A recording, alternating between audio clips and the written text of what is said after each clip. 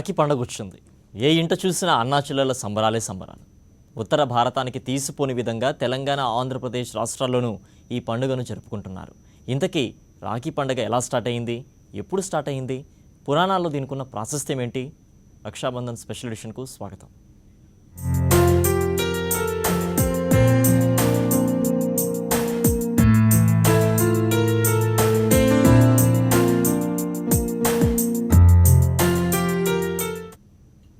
రాఖీ పండుగ వచ్చేసింది. అన్నాచెల్లెల అనుబంధాలకు అద్దం పట్టే పండుగే రక్షాబంధనం. ఏటా శ్రావణ మాసంలో పున్నమి రోజున ఈ పండుగను హిందువులే కాదు, సిక్కులు, జైనులు జరుపుకుంటారు. వీరే కాకుండా రక్షాబంధన్ పరమతస్థులను కూడా సోదర ప్రేమతో దగ్గరకు చేర్చుతుంది. ఇంతకీ రాఖీ పండుగ అంటే ఏంటి, దాని ప్రాశస్త్యం ఏంటి, ఉలుక్కేద్దాం.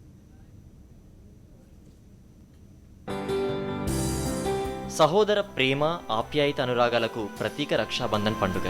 ఇదే రాఖీ పండుగగా వ్యవహారంలో ఉంది. రక్షాబంధన్ ప్రధానంగా భారతదేశంలోనే కాదు, ఇరుగు పొరుగు దేశాలైన పాకిస్తాన్, బంగ్లాదేశ్, నేపాల్లో కూడా జరుపుకుంటారు. ఇంకా భారతీయులు ఎక్కువగా నివసించే England, Canada, America, Australia, West Indies, Zimbabwe, south Africa, Mauritius దేశాల్లో ఈ పండుగను జరుపుకుంటారు. రాఖీ పండుగ నాడు సోదరుడి కుడి చేతికి మణికట్టు వద్ద రాఖీలను కడతారు. రాఖీలనే రక్ష అంటారు. తమ సోదరులు సుఖశాంతులతో వర్ధిల్లాలని రాఖీలు కట్టిన అక్కాచెల్లెళ్ళు కోరుకుంటారు. అలాగే రాఖీలు కట్టించుకున్న అన్నాతమ్ముళ్ళు తమ అక్కా చెల్లెలను ఏడాది పాటు కష్టనష్టాల బారిన పడకుండా కాపాడతారని అంటారు.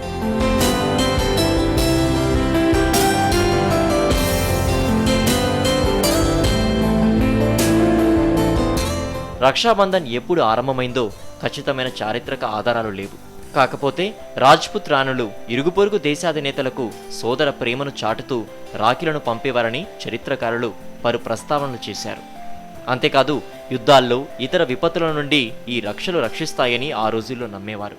కాబట్టే యుద్ధాలకు వెళ్లే వీరులకు రక్ష కట్టేవారు. ఈ రోజుల్లో రాజకీయ సభలకు, ప్రచారానికి వెళ్లే నాయకులకు సైతం రక్ష కడుతుంటారు.